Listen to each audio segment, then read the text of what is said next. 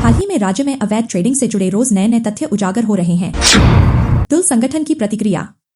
इस बार ऊपरी असम के कई जिलों समेत चराईदेव जिले में ट्रेडिंग के नाम पर बड़े पैमाने पर फैली अवैध निवेश की चर्चा का विषय बन गया है।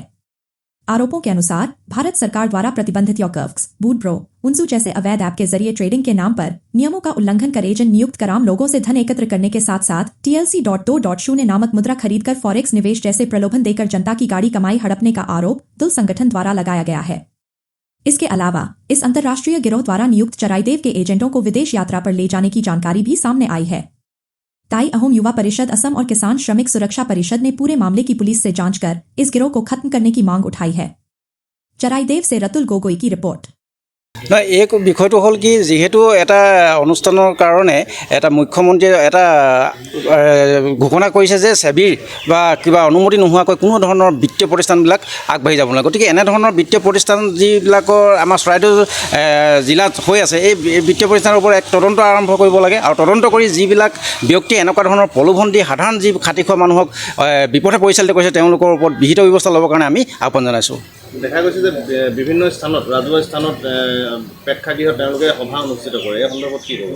আচলতে এটা ডাঙৰ ব্যাপক এখন সভা আয়োজন কৰাৰ সময়ত ইয়াতে প্ৰশাসনৰ এটা দৃষ্টি ৰখাটো প্ৰয়োজন। যিহেতু ট্ৰেডিঙৰ নামত বা কিবা নামত যদি এনেকুৱা ধৰণৰ সভা আহ্বান কৰে এই সভাখনৰ আচলতে কি গতিবিধিত প্ৰয়োগ হৈছে কেনেকুৱা ধৰণৰ বিষয়বিলাক হেৰি হৈছে এই বিষয়টো চকু ৰখাটো প্ৰয়োজন। আৰু এনেকুৱা চকু নৰখাৰ কাৰণে বিগত দিনবিলাকতো বহুতো ধৰণৰ প্ৰতিষ্ঠান সোণাৰী চৰাইদেউত আহি তেওঁলোকে বহুতো জনসাধাৰণৰ পৰা লুটপাট কৰি লৈ গুচি যোৱা হৈছে। যেনেকৈ ধৰণে NS Pro কোম্পানীয়ে বহুত ধৰণৰ প্ৰলোভন দি জনসাধাৰণক মানে টকা পইচা লৈ যোৱা আমি পৰিলক্ষিত হৈছোঁ।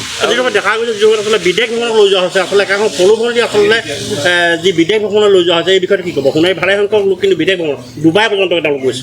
আচ্ছা এই যি ডুবাই বা অন্য ঠাইলৈ যিবিলাকক লৈ গৈছে তেওঁলোকক এটা সামান্য এটা যেনেকৈ এটা ৰঘুমলাৰ দৰে তেওঁলোকৰ ওপৰত চলি তেওঁলোকৰ তেজ শোষণ কৰি তেওঁলোককে আকৌ সেই অনুষ্ঠানতো লৈ গৈ তেওঁলোকক এটা সামান্য এটা টিপছ দি তেওঁলোকক মানে প্ৰলোভনৰ যোগেদি এই কামটো যাতে আগবাঢ়ি যাবৰ কাৰণে এটা উৎসাহ যোগাইছে যিটো অবৈধ কাম। গতিকে এনেকুৱা ধৰণৰ অবৈধ যিবিলাক আছে ইয়াৰ এটা তদন্ত হ'বৰ কাৰণে আমি আহ্বান জনাইছোঁ। আৰু দেখা গৈছে যে তেওঁলোকে ফৰেক্স ট্ৰেডিং যোনটো ভাৰতবৰ্ষত আচলতে বেন কৰি থোৱা আছে আৰু সমান্তৰালকৈ বিটকইন চিটকইনৰ দৰে TLC নামৰ এটা মুদ্ৰা প্ৰচলন কৰিও তেওঁলোকে বিনিয়োগকাৰীৰ ওচৰত তেওঁলোক গৈছে।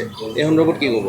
আচ্ছা এই বিষয়টোৱে আচলতে এটা প্ৰমাণ কৰিছে যে তেওঁলোকে এটা কোনো ধৰণৰ নীতি নিৰ্দেশনা অমান্য কৰি তেওঁলোকে যে কামবিলাক কৰি আছে এই অমান্য কৰি যিবিলাক কাম কৰিছে এনেকুৱা অবৈধ যিবিলাক কাম কাজ এই কাম কাজবিলাক সময়ত মুখ্যমন্ত্ৰীয়ে বিশেষভাৱে ইয়াত চকু ৰাখিবৰ কাৰণে আমি আহ্বান জনাইছোঁ।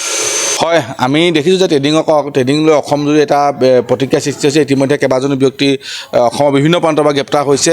কিন্তু আমি দেখিছোঁ চৰাইদেউতো YOKARX নামৰ ভোট বেংক নামৰ এটা অনুষ্ঠানে বিভিন্ন ধৰণৰ মানুহক জড়িত কৰায় ইয়াত আপোনাৰ বহুত এটাখিনি মানুহ জড়িত কৰায় ইয়াতো এটা তদন্ত আঁতৰলৈ আমি আহিবলৈ দাবী জনাইছোঁ। আৰু লগতে তেখেতলোকক আমি দেখিছোঁ বিদেশ ভ্ৰমণৰ পৰা আদি কৰি বিভিন্ন ধৰণৰ প্ৰমোদ ভ্ৰমণো কৰাইছে এজেণ্টবিলাকক। আচলতে এই আমাৰ খাটি খোৱা যিখিনি মানুহ তলৰ শ্ৰেণীৰ যিখিনি মানুহক আচলতে বিপদত পেলাই যিবিলাক কাম চলি আছে গতিকে আমি এইবিলাক সকলো তদন্ত আঁতৰলৈ আহি যাতে আৰু অনাগত ভৱিষ্যত যাতে এনেকুৱা ধৰণৰ এপছৰ যোগেদি যাতে আমাৰ খাটি খোৱা মানুহৰ যাতে অসুবিধাৰ সৃষ্টি নহয় তাৰ কাৰণে চৰকাৰে বিহিত ব্যৱস্থা গ্ৰহণ কৰিবলৈ আমি তাৰ পৰাই দাবী জনাইছোঁ। আৰু এই আমাৰ যি বিশেষকৈ এই যি এজেঞ্চিসমূহৰ জৰিয়তে যাতে আমাৰ প্ৰায় মানুহবিলাক যে জড়িত কৰা এটা প্ৰচেষ্টা হৈছে। বিভিন্ন ধৰণৰ মানুহ দেখিছোঁ সোণাৰী বিভিন্ন প্ৰান্তত চৰাইদেউ জিলাৰ মানুহবিলাক জড়িত হৈছে। আচলতে এইবিলাক যে অবৈধ যিটো কাৰবাৰ সেইদিনা আমাৰ যিটো মুখ্যমন্ত্ৰী ডাঙৰীয়াই কৈছে যে এইবিলাক সম্পূৰ্ণ অবৈধ। যদি RBI মানে ৰিজাৰ্ভ বেংক অফ ইণ্ডিয়াৰ যদি কোনো পাৰ্মিশ্যন নাথাকে তেতিয়া সকলো অবৈধ।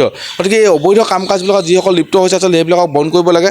আৰু নহ'লে আমাৰ তলৰ মানুহ আমাৰ প্ৰত্যেক জড়িত হৈ গৈ থাকিব তললৈ ক্ৰমান্বয়ে প্ৰতিটো মানুহ জড়িত হৈ গৈ থাকিব। গতিকে সকলোখিনি যাতে ওপৰৰ লেভেলত বন্ধ কৰে। আৰু যিসমূহ বহি লৈছে আচলতে কিছুমানে অফিচ খুলি ওপৰত বহি লৈ এই তলৰ এজেণ্ট যোগেদি সকলো কামবিলাক বেছিকৈ কৰাই আছে। গতিকে সেইবিলাক আচলতে ধৰি যাতে ব্যৱস্থা গ্ৰহণ কৰে তাৰ প্ৰতি আমি দাবী জনাইছোঁ।